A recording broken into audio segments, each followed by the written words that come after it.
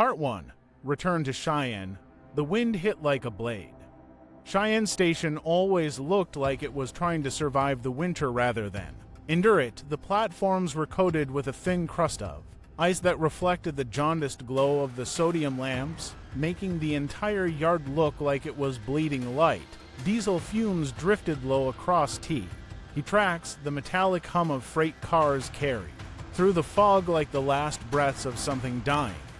Ethan Caldwell stepped off the service shuttle, boots crunching into slush, his fingers twitched inside his gloves, a habit he'd picked up during the months of therapy. Count the twitches, breathe, focus on what's real. His breath came out as pale clouds, but his heartbeat refused to slow. The sound of the wind against the rail cars, hollow, rhythmic, reminded him too much of the sound the wheels had made that night in the Rockies, the night everything had gone to hell. He was back where it started. Caldwell. The voice came from behind him, low, rough, and unmistakably human. A small mercy, Ethan turned to see Jacob Mercer walking out of the control office, his heavy parka dusted with snow, his face carved by years and weather. Mercer had worked the rails for 30 years and looked like a man who'd outlived them all. "Yo, you look like shit," Jacob said, grinning beneath a gray mustache. "Feels mutual," Ethan answered, but there wasn't much humor in it. His voice sounded hollow to his own ears. "Didn't think I'd be back this soon." Jacob nodded toward the station building. "Nobody really leaves, son. You just take longer shifts away from the ghosts." They walked in silence through the empty hallway of the dispatch office. The floor creaked, a fluorescent tube buzzed overhead, flickering at uneven intervals to seconds of light, one of darkness, like a heartbeat trying to die. Ethan noticed the missing nameplates on the lockers: Brooks, Nguyen, Carter, gone. Jacob dropped a thermos on the desk and sat down, his boots scraping the concrete. "You read the clearance report yet?" Ethan shook his head. "Catherine just cleared me to resume Laramie route. Tomorrow, freight and 15 passengers. Standard manifest." "Nothing's standard out there anymore," Jacob muttered. He reached in to his coat and pulled out a folded sheet of paper, worn and yellowed at the edges. "Take this." Ethan hesitated. The handwriting looked shaky, uneven, almost carved into the paper with teeth. "Oh, much pressure." He unfolded it slowly. "Survival RULES. Cheyenne Division Northern Line. Count your passengers before departure. Count them again after every stop. Never open the doors for anyone not L. Listed on the manifest. Do not stop the train. During a snowstorm...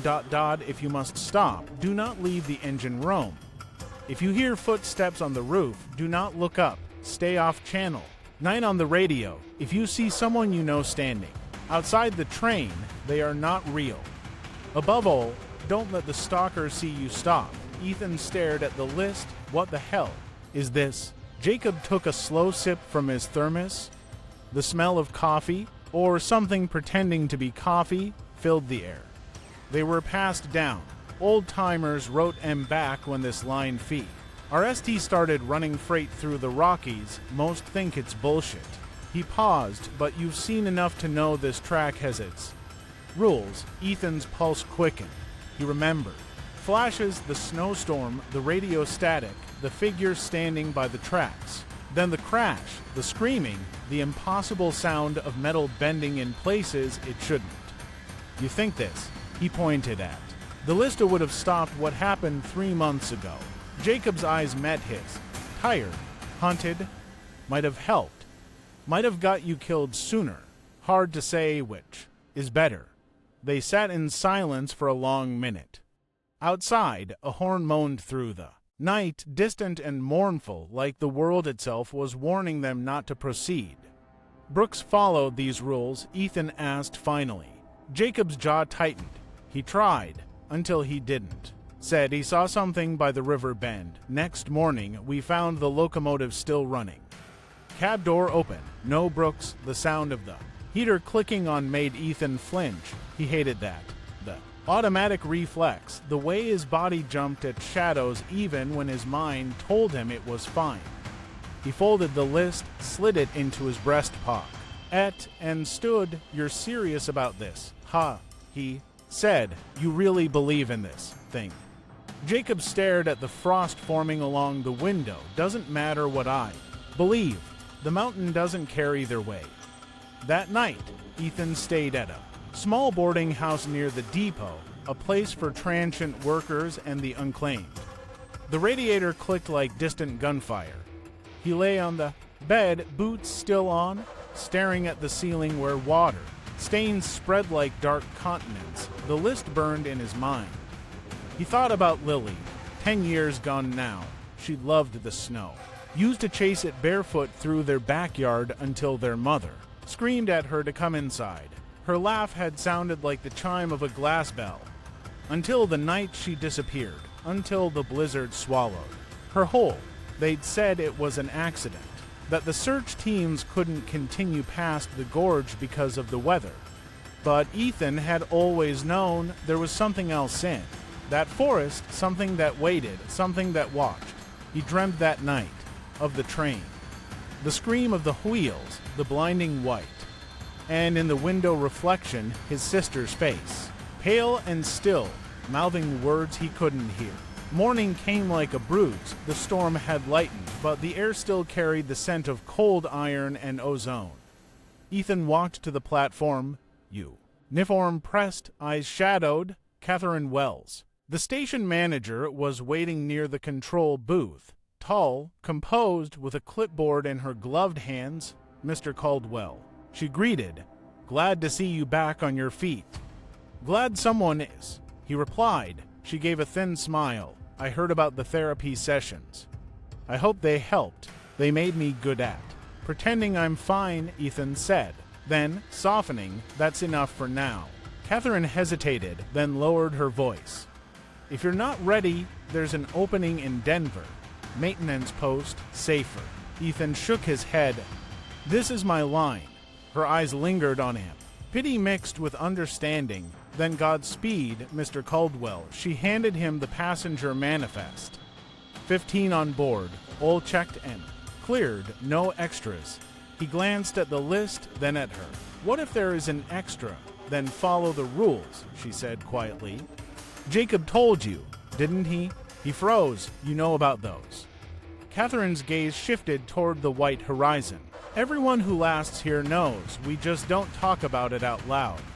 The train whistle screamed, sharp and metallic, cutting through the silence. Ethan stepped onto the platform, snow crunching beneath his boots. The car doors opened with a hiss of pressurized air, like something breathing.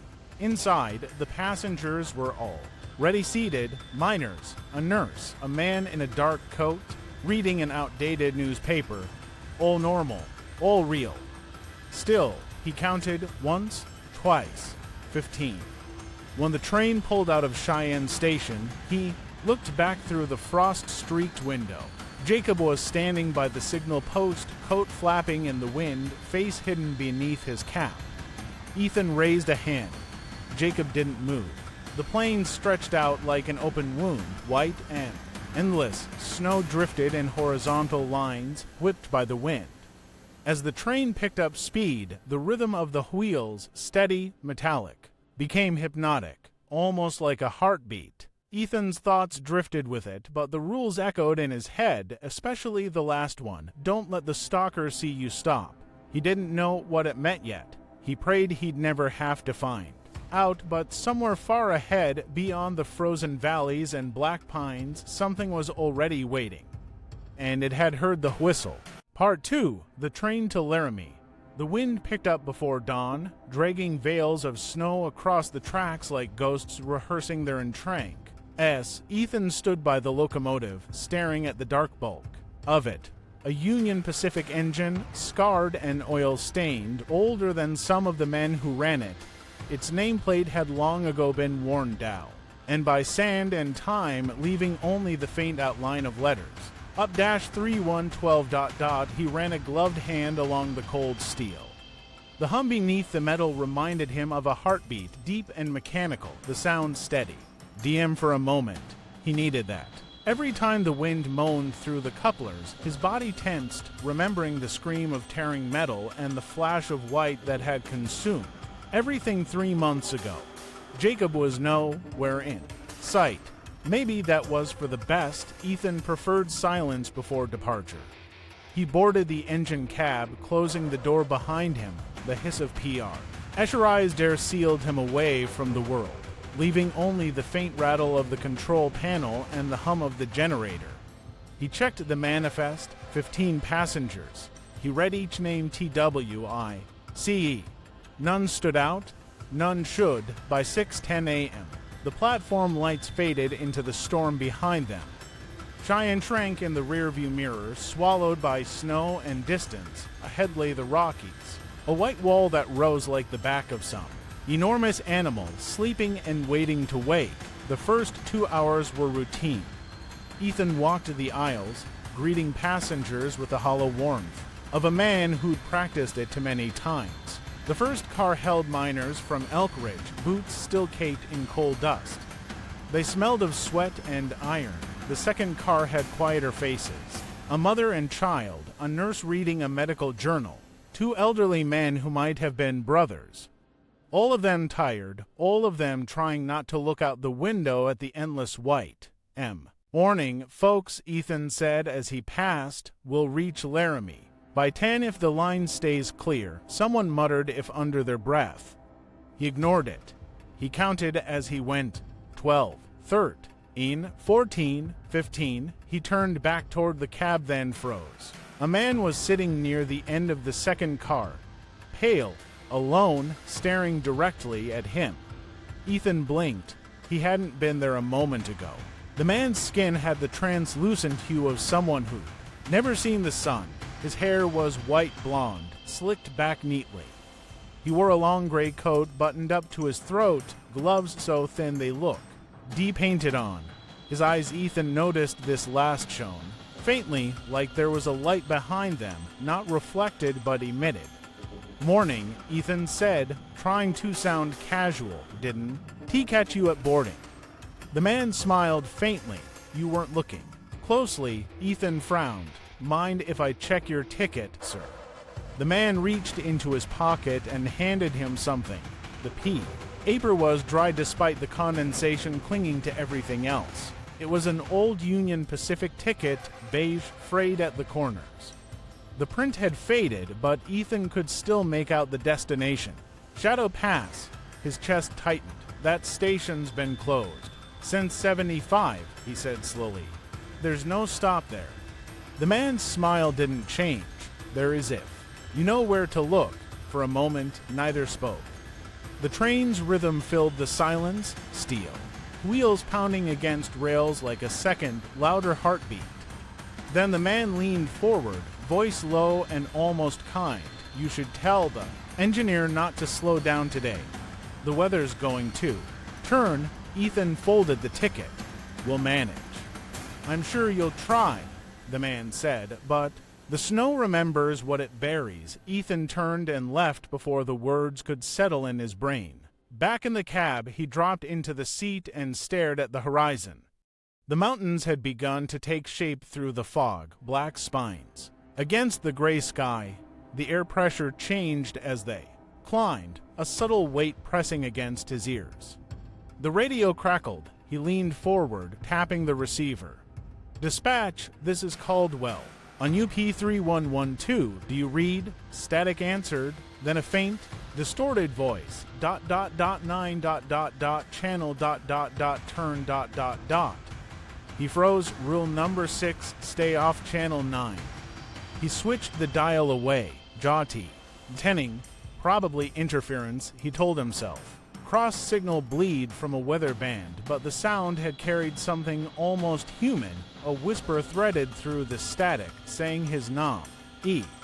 By 8 a.m., the light outside had dimmed to the dull silver of approaching snow. The engineer, a young man named Rodriguez, leaned out of his chair. Wind's picking up bad, sir. VC? Ability's falling. Keep us steady, Ethan said. Speed at 70. Rodriguez replied. But if it drops another 5 degrees, We'll need to throttle back or risk ice on T. Decouplers, Ethan's stomach twisted. Rule number 3. Do not stop the train during a snowstorm. He nodded slowly. We keep moving. No matter what. Rodriguez gave him a look. The kind of look people give when they think you're crazy but outrank them. Sir, outside, the world vanished. Snow exploded across the windshield in violent streaks so thick the headlights became useless. The wipers screeched against the glass. Somewhere in the train, something banged. A loose latch, maybe, or a door shifting under pressure. Ethan stood, every nerve alert. Check the seals. On the rear car, Rodriguez frowned. You think we've got a leak? Just check. He grabbed a flashlight and made his way down the narrow passage between cars. Each step made the metal groan. Underfoot, the air grew colder the farther he went until he could see. His breath hanging in front of him. In the last car, the windows were frosted opaque. His flashlight beam caught something, a faint smear, across the glass like someone's handprint pressed from the outside. 5 long fingers, too long to high up. He backed away slowly, pulse pounding. The radio on his belt hissed, then, faintly, came a voice. Ethan. He froze. The voice was warped, mechanical, stretched like it was being pulled through a tunnel of static. But the tone, he knew it instantly. It was Lily. He ripped the radio from his belt, thumb trembling on the switch. Who is this? Who the hell?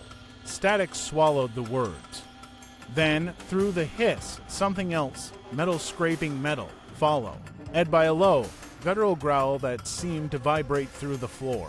He ran back toward the cab, breath coming in clouds. Rodriguez was standing, wide-eyed, staring out the windshield. Jesus Christ, he whispered, "There's something on the track." Ethan looked. Through the blizzard, he could barely make out a shape, tall, skeletal, half obscured by snow. It wasn't moving, not yet, but the L. It's caught flashes of silver, something metallic. Brake. Rodriguez shouted. Ethan's mind screamed, "Don't stop," but instinct overrode logic. The train screeched, slowing, the wheels shrieked, against ice.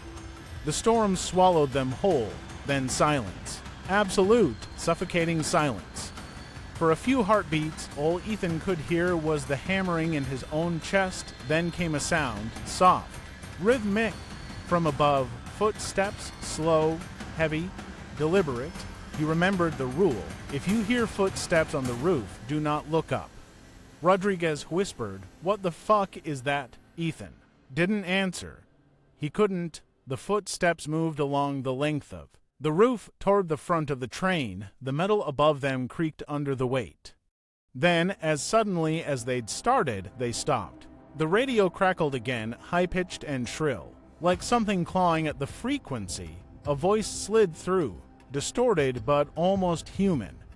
"Don't stop Ethan," he looed. Cut out the side window just as a flash of lightning tore across the sky. For one split second, illuminated by white fire, he saw it, a shape beside the track, impossibly tall, limbs jointed wrong, glinting with wet metal. The head tilted toward the train, eyes glowing like molten steel. Then darkness. Rodriguez was shaking.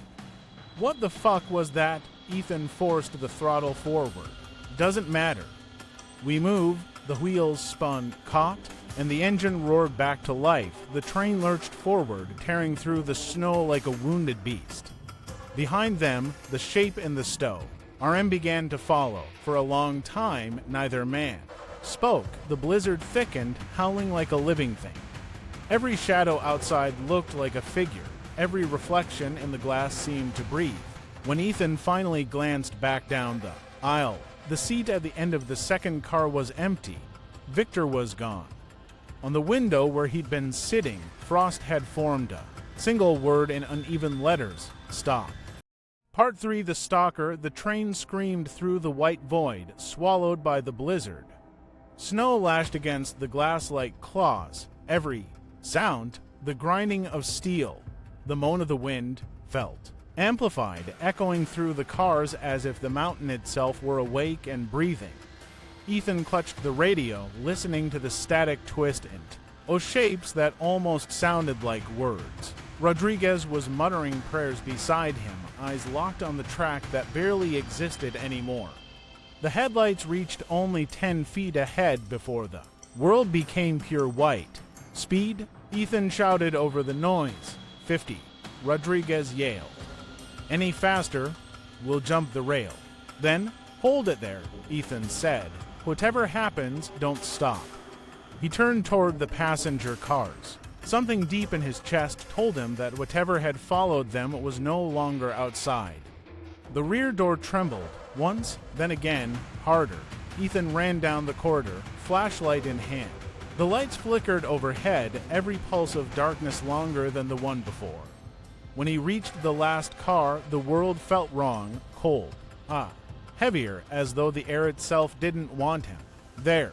Frost crawled up the walls in branching veins, forming patterns that looked disturbingly like ribs and vertebrae. He opened the door. Silence. The passengers sat frozen in place, eyes wide. Every face turned toward the rear window. Outside, only the storm moved, but the window glass bulged inward slightly, as if something pressed against it from the other side. Then came the sound.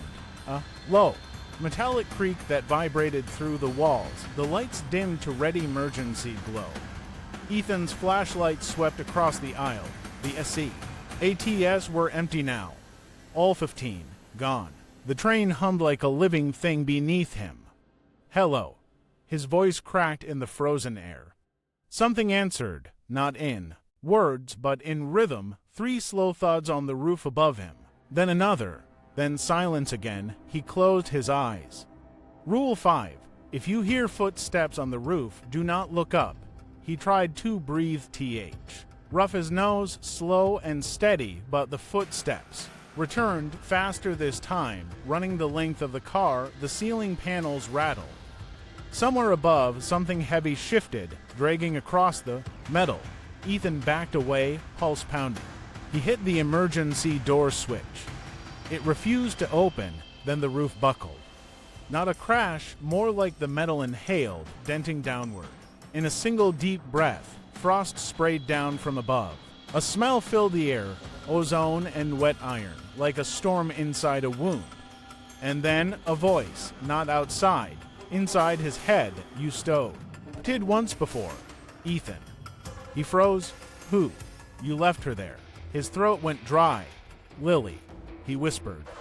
The ceiling split open in a line, slow and precise, as if a giant unseen blade were unzipping the train. A cold draft spilled in. The red light flickered, once, twice, and went out. In that perfect blackness, he saw 2 points of orange light bloom above him, hovering, turning slowly untied. They fixed on him. The Stalker had arrived. It moved without sound, without shape, a distortion in the dark. The eyes burned brighter, casting pale light over fragments of metal that seemed part of its body, gears, bone. It was impossible to tell. The form shifted with every blink, as if it couldn't decide what it wanted to be. Ethan stumbled backward. Stay away. The thing tilted its head, and the motion was eerily human. Then came the voice again, layered, mechanical, but laced with something heartbreakingly familiar. You left her to the snow. He shook his head, trembling. No, I tried to save her. I looked for you stopped. He wanted to run, but his legs wouldn't obey. The weight of the creature's gaze pinned him. Where he stood, through the broken ceiling, snow poured in waves. For a heartbeat, he thought he saw movement in it. A small figure, barefoot, hair tangled with frost, Lily, exactly as she'd look. At the night she disappeared. Ethan, she whispered, it's so cold. He reached out instinctively, and the illusion shattered. The snow fell away, revealing nothing but emptiness. The creature had moved. Closer. Its breath fogged the air in bursts of steam. The light snapped back on in violent white, and for the first time, Ethan saw it fully. 9 feet tall, flesh fused with metal, cables twisted, through muscle like veins of wire. The lower half of its face was gone, replaced by an iron framework that clicked with every inhale. Its chest pulsed faintly, mechanical lungs, breathing snow, and behind its ribs something glowed, something that looked like a pendant. His mind fractured for a second. Lily's pendant. The one she'd worn the night she vanished. "Give it back," he whispered. The creature moved with a jolt, sudden and violent, slamming into the car wall. Metal screamed. Ethan ducked, adrenaline flooding his veins. The rules echoed in his head. Do. And stop. Don't look up. Don't let it see you stop. He sprinted toward the next car. The hallway was a tunnel of flickering light and howling wind. Behind him, the stalker tore through steel as if he were paper. He reached the connection between. Cars slammed the lock and twisted the manual release. The coupling detached with a sharp crack. The rear car and the monster within began to slide backward into the storm. For a moment. He thought it was over, then he heard it running. Up the side of the train, the roof groaned again. Rodriguez's voice screamed through the intercom, "It's on top of us. What do we do?" Ethan burst into the cab. "We dump the rear fuel line." "Now." Rodriguez hesitated. "That'll blow half the train." "Exactly." They locked eyes. Rodriguez's fear gave way to grim understanding.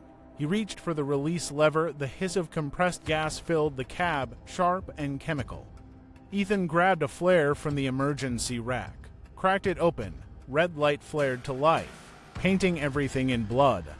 The roof dented again, claws, hands, whatever it had, punching through metal.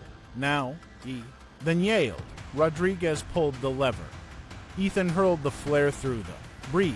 For one impossible instant, the world became a sound, a single, deafening thunderclap. The explosion rolled down the length of the train like a shockwave, tearing light from darkness. The rear cars vanished in fire. The stalker's silhouette twisted, reaching out toward the cab before the blast consumed it. Then, silence returned, vast and heavy. The engine shuddered, but held. The world outside was black and white and smoke. Ethan came to lying on the floor. The air stank of fuel and burnt insulation. The windshield was spider-webbed with cracks. Snow drifted through them in lazy spirals. The radio was dead. Rodriguez was gone. He pulled himself upright, pain screaming in his ribs through tea. He ruined glass. He saw the wreckage, the final. Cars burning far behind, small against the horizon. The snow had stopped falling. And there, half buried near the edge of the fire, something glittered. And he stumbled out onto the track, boots crunching in the ash and ice. The world was silent except for the hiss of cooling metal. Kneeling, he brushed away the snow and foam. And it, a small silver pendant, shaped like a feather. The clasp was broken. The chain was half fused with something blackened, as though it had been inside the creature. He held it in his palm until the cold bit his skin. The engraved name was still legible. Lily. Ethan looked toward the tree line. Beyond the smoke, the forest waited, endless and still. He thought he saw movement there. A figure watching from the shadows, small, barefoot, smiling. Then it was gone. When they found the train the next morning, the engine was still idling, frost creeping along its hull, only one survivor, the conductor, dazed, half-conscious, holding a pendant in his bloody hand. He said nothing of what happened. No one asked twice. Jacob Mercer's locker was found empty. Inside, only a torn piece of paper remained, part of the rules. List, one new line had been written beneath the last rule, in fresh ink that hadn't yet frozen. 9. If you destroy the stalker, make S. You never come back. Ethan left Cheyenne that night, alone, walking into the snow until the wind erased his tracks. Some say he never made it to Denver. Others claim they still see him standing by the raw ILS during heavy storms, coat flapping in the wind, staring west as if waiting for a train that shouldn't exist anymore. And when the wind is right, the signal tower sometimes hums. On Channel 9, a single voice whispering through the static. Don't stop. Ethan, not again. Part 4. After the snow. When I woke, I thought the world had gone silent. The kind of silence that feels constructed, as if someone had stripped sound from the air and left only the pulse in your skull to remind you that you're still alive. A ceiling light hummed overhead. The faint antiseptic sting of disinfectant filled my lungs. I blinked against the glare and realized I was lying in a hospital bed, my right arm suspended in a sling, chest tight beneath gauze. A nurse was murmuring near the door. "He's the only one they found conscious." Another voice, male, older. "Then he shouldn't be conscious at all." Their voices cut out when I shifted. "Mr. Caldwell," the nurse said softo. "Why coming closer?" Her badge read "M. Reeves, you're safe. You're in Laramie. General, you've been unconscious for about 48 hours. Wary, my throat cracked. "Where's the train?" As she hesitated, I saw her eyes flick to the doctor, who was already stepping out. "There was an incident," she said. "The wreckage was found 8 miles west of Laramie, only to survivors, including you. The others," she trailed off. "You should rest," but I couldn't rest, because the last thing I remembered wasn't wreckage. It was snow burning under the explosion and the echo of metal claws scraping the roof. When they left me alone, I found my jacket folded neatly on a chair. My pocket still held the twisted brass key from the train. The metal was cold, damp, like it had just been in the snow. Beside it lay a small paper envelope. No note, just a single page folded inside. Half-soaked, torn along the edge, handwriting smeared in blue ink. Rule 9. The snow remembers. The same handwriting as Jacob's list. My pulse spiked. The room dimmed for a moment, and I thought I saw a reflection in the glass panel across from the bed, someone standing by the window. A shape, a long coat, the suggestion of glowing eyes. But when I turned, the window showed only the storm outside, snow twisting like ash. For the next 2 days, I tried to convince myself it W. As trauma, Catherine Wells from the Cheyenne office came to see me, though she looked less like a manager now and more like a coroner hiding bad news. "Ethan," she said quietly, "the investigators will handle it from here. They'll want your statement when you're stronger, but you should know." The black box was empty. No power logs, no engine data. It's as if the train wasn't running at all. I stared at her. "What do you mean wasn't running?" "You saw the wreck." "I saw metal twisted in circles," she interrupted. "The track behind it frozen solidly. The storm welded everything in place." "And something else." She opened a folder, then stopped herself. "Never mind. You need rest." But I saw the photo before she closed it. A blurry image of a figure near the weir. Eckage, tall and bent, half covered in snow, the same impossible silhouette I'd seen on the roof that night the hospital lost power. A nurse said it was just the wind taking down lines, but I neighed. That sound, the low electrical moan that comes before interference, like static through a tunnel. Emergency lights flickered. A generator kicked in, humming low, steady. I stared at the window. The snow. Was still falling, too heavily for October. The radio on the counter clicked once, then again. A third time, and a voice came through, distorted, dragging through the static like S. Own thing pushing its way up from deep water. "Ethan, you shouldn't have stopped." The same phrase I'd heard before the attack. My heart hammered. "Who is this? You forgot the 10th rule." The radio died. I pressed the nurse call button. Nothing.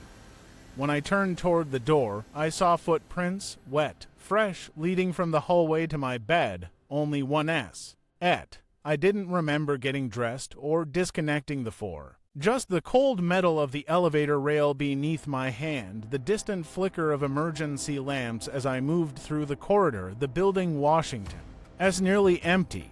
When I reached the lobby, I saw it again, snow blowing inside through the automatic doors that were stuck half open. A thin layer covered the floor like frost spreading across. Glass outside, in the parking lot.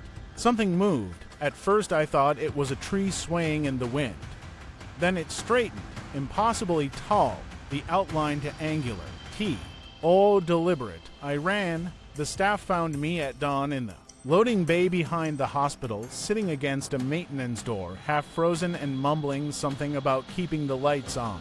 They moved me to a different ward after that, one with cameras and constant supervision. I tried to convince them I wasn't insane, that I'd heard the radio, seen the figure. They said shock and high. Hypoxia could cause hallucinations. Maybe they were right. Except the next day, when I finally looked in the mirror, I saw something carved faintly into the skin of my forearm. Not fresh, not blood, just shallow white scars tracing words. Don't let it stop. I was released a week later. They called it temporary stress disorder. Catherine arranged a room for me back in Cheyenne, small, above the old freight office. The building groaned at night, pipes clanging like footsteps in the walls. Sometimes I woke to hear a train passing in the distance. It shouldn't have been running. The line to Laramie was still under investigation, but I heard it clear as breath. A low horn through the snow, echoing off the mountains. I'd get up, look out the window, and see nothing but the endless white of the plains. Then one night, while I was watching, I saw the light, a single headlamp in the darkness, sliding slowly across the horizon. For a second, I thought it was real, that they'd reopened the line. But then I realized it wasn't on the tracks. It was moving above them, floating through the snow like a lantern dragged by invisible hands. And beneath the sound of the wind, I heard something else. Faint, rhythmic, metal claws against steel. I tried to ignore it. I tried to forget. But a week later, a package arrived with no return address. Inside was a small brass object, Lily's locket, the one I'd found near the wreck, except now it was clean, polished, new. There was also a single slip of paper inside. Rule 10. T. Your rules never end. The next morning, I found snow on the roof of my apartment, though it hadn't snowed in 3 days. And when I lay awake that night, I heard it again, slow, deliberate footsteps. Above me, pacing from one end of the roof to the other. I didn't move. I didn't breathe. Because I finally understood what Jacob meant when he said, the rules are for survival. They weren't. He meant just for the tracks. They were for anywhere the snow falls. Part 5 Echoes and Iron. The world moved on as if nothing had happened. Freight schedules resumed. News outlets blamed the Laramie disaster on faulty brake systems and severe weather. Interference, no mention of Victor, no mention of the others. No mention of the shape that tore through steel like paper. I couldn't stand it. By the second week, I stopped pretending I was fine. I stopped going to check-ins with the company therapist. I stopped sleeping altogether. Because every night, the sound came back, metal dragging across. Metal, like something repairing itself in the dark. I started keeping records, newspaper clippings, old Union Pacific incident reports.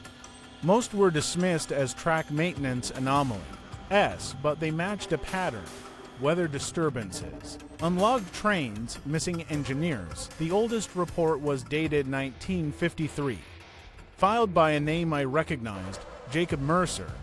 He'd been there decades before I was even born. That was impossible, of course. But so was everything else. Cheyenne's archives were in the basement of the old administration building, a red brick ruin that smelled of dust and engine oil. I spent 3 nights there, going through maintenance logs by flashlight. That's when I found the file. Rail Safety Division, a Project Iron Veil. The folder was C, lead with a government emblem I didn't recognize. The paper was brittle, the ink faded, but I could make out fragments. Objective: integration of human neural patterns into adaptive signal networks. Goal: establish awareness along railway corridors for predictive hazard response. In other words, they were trying to make the tracks think for themselves, but there was a final entry, handwritten in red ink: system unstable. Neural host terminated. Containment failed. Below that, one word scrawled diagonally: Stalker. I heard a noise behind me, footsteps. On tile. Faint, slow. Who's there? No answer. The light flickered. When I turned back to the desk, the folder was gone. Only the brass key, the one from the wreck, remained. Ed, resting on the papers, except now carved faintly into the side, was a number I hadn't noticed before. C for 017. A code, maybe, or a train car. I left before the lights went out again by dawn. I was in my truck heading west, the sky a dull sheet of winter glass. Following the code led me to an industrial complex 20 miles outside Laramie, fenced off, half buried in snow. The sign on the gate read, United States Department of Rail Safety, closed. Site. The fence was cut. Someone had already been here. I stepped inside. The air smelled of rust and ozone. Snow covered the ground in perfect, undisturbed lines, except for a single trail of footprints leading toward a corrugated hangar. Inside, floodlights buzzed to life on motion sensors. Rows of train parts stretched into the dark. Wheels, engines, half-dismantled passenger cars, all tagged with serials starting in C-40... the same prefix. Then I saw it, the wreck of a train car split open like a rib cage. Its metal walls pulsed faintly, as if breathing. Cables dangled like veins. The sound, that low hum, vibrated through the floor. And in the center of it, something glowed behind glass, a suspended CONSOLE, displaying a grainy black and white video feed. The image was a snowstorm, a train moving through it. The timestamp read 1965. I froze. 1965, the year Lily vanished, the feed flickered. Ed, and for an instant I saw her, my sister, sitting by a window, smiling, her breath fogging the glass, then the frame distorted. Behind her seat, a dark figure shifted to tall, head scrapping. The ceiling, then the screen cut to black. The next door required a key card. I didn't have one, but the brass key fit the slot beneath the handle. A click echoed, the door opened. The room beyond was colder, lined with filing cabinets and flickering monitors. Most of the screens showed static. One was active, looping a text file titled Subject Index. The first entry, S0, Caldwell, Lily, status, initial synchronization, complete, outcome, neural drift, containment unstable. My lungs froze. She hadn't just vanished. They'd used her.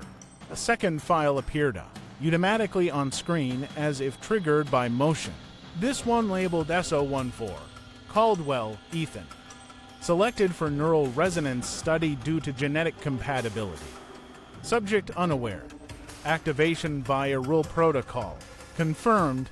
The world spun. That's why Jacob gave me the rules. Why Victor boarded my train. It wasn't a haunting. It was a recall sequence. They'd be drawing me back into the network. The stalker wasn't hunting me.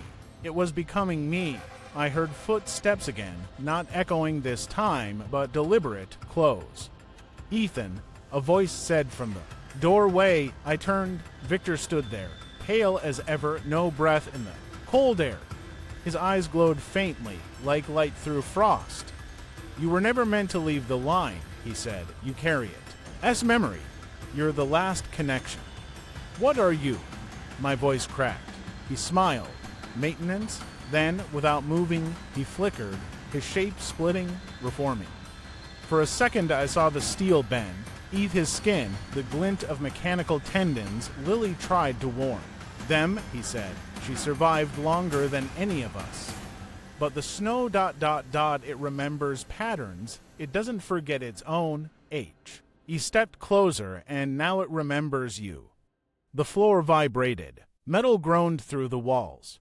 I stumbled back as lights burst in a wave, one by one, down the length of the hangar. Outside, the air filled, led with the distant wail of a train horn. Long, low, and too close. Victor was gone. The monitors exploded into static. Through the interference, a single message appeared across every screen. Recon. Connection initiated. I ran. By the time I reached the gate, the snow had turned black with soot. The ground trembled. A light appeared in the distance, that same headlamp I'd seen out. Side my apartment, sweeping side to side, but there were no tracks here.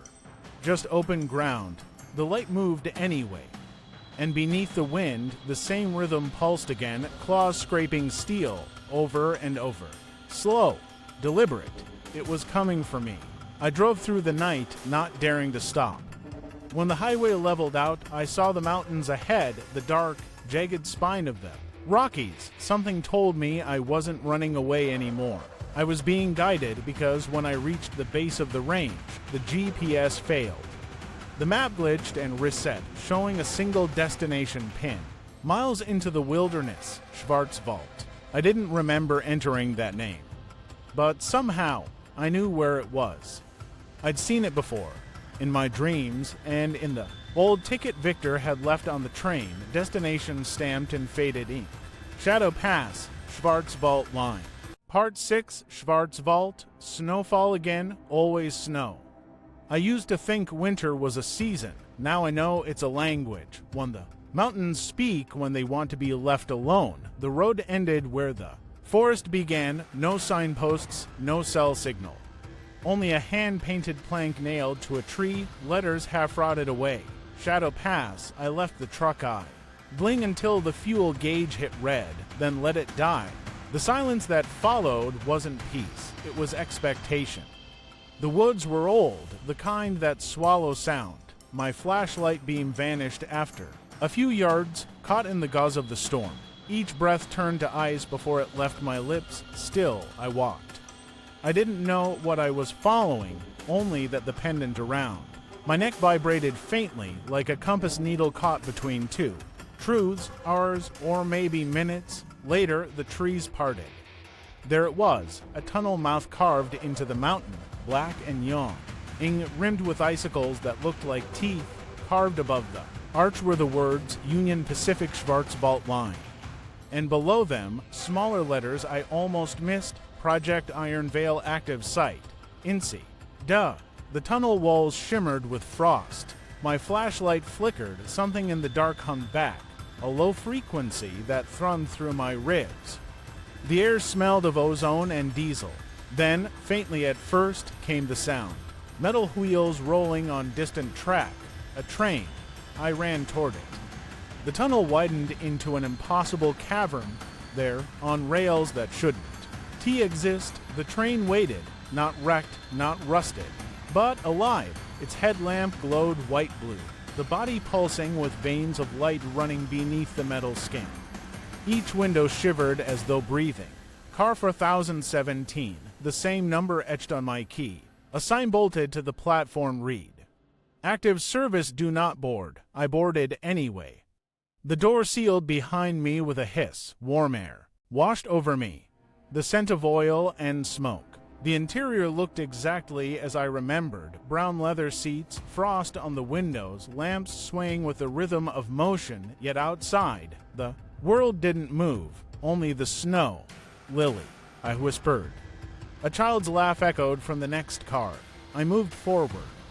Each door opened before I touched it. In the second car, condensation beaded on the glass. A tiny handprint appeared. Then another beside it. When I stepped through, the lights dimmed. The passengers were back, or rather, versions of them. The miners, a woman with the red scarf, the man with the newspaper, all motionless, faces smooth like wax, eyes faintly glowing from within.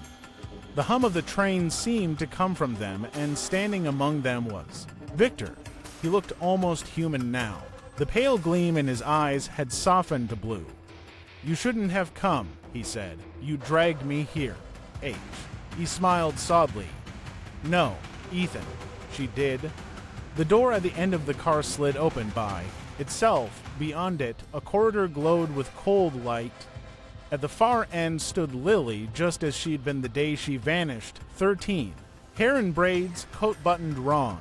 She smiled when she saw me. Hi, Ethan. My knees went weak. Lily. What happened to you? She tilted her head. You followed the rule. I didn't. She led me toward the front of the train. As we walked, the walls shifted, metal breathing in and out, panels sliding open to reveal tangled wires that pulsed like nerves. I was part of their experiment, she said quietly. They wanted to make the railway think, to keep people safe. They used minds that could hear the machines. People like us. Like us. She looked back, eyes flickering. We were born near the line. It remembers blood. Her voice trembled. When it all went wrong, they sealed us in the loop. Every train that passes through repeats the same journey. We keep it running. So the world doesn't notice the gap between the living and what the line made of us. The floor lurched, a siren echoed through the cars. Outside, snow turned.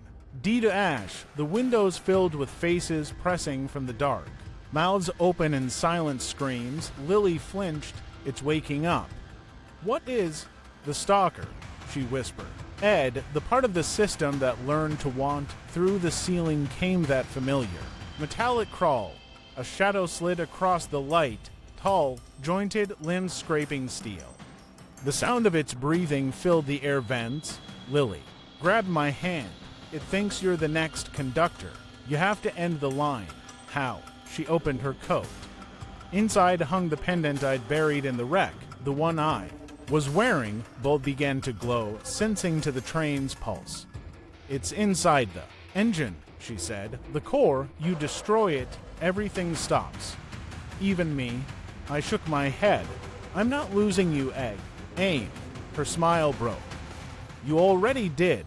We reached the engine room. The door was half melted, as if burned from the inside. I forced it open. The Stalker was waiting. 9 feet of twisted symmetry. Metal. Ribs fused with something human. Face a lattice of wires and bone. Steam hissed from its spine. Beneath the machinery, I saw fragments of uniform fabric. A namatag corroded but legible. Mercer. Jacob. His voice rasped through the speaker in its throat. Rule 1. Ethan. Never travel alone. He lunged. I dove aside as a blade arm split the floor. Sparks filled the air, the TR.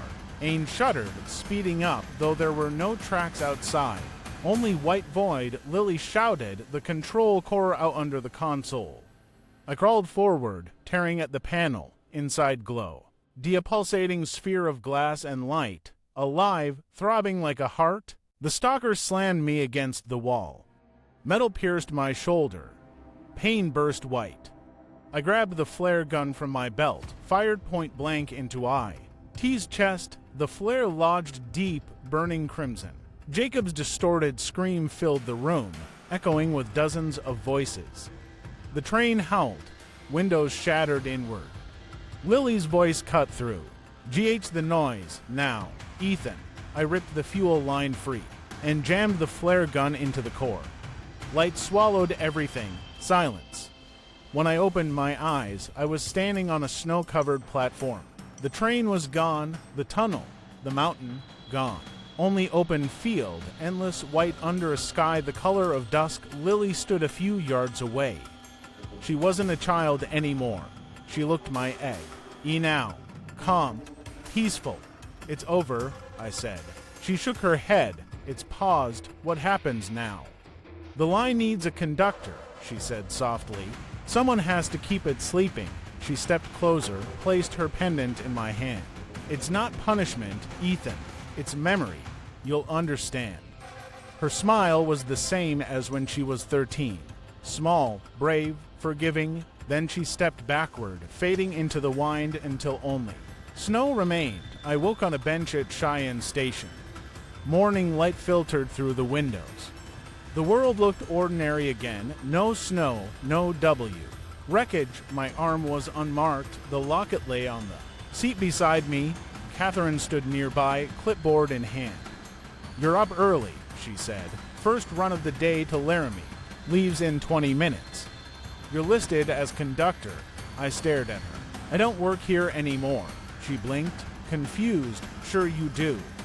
You've always worked here. Behind her. A mirror on the wall caught my reflection. For an instant, my eyes glowed faintly. The color of headlamps and snow. I took the clipboard from her. The manifest was empty. Only one note printed at the bottom, Rule 10 if you SE. Am waving from the platform, wave back, and keep walking. The horn outside sounded long and low. Passengers began boarding. I looked once more at the locket, felt its subtle hum, then tucked it into my coat. The wind outside smelled of frost. I stepped onto the train.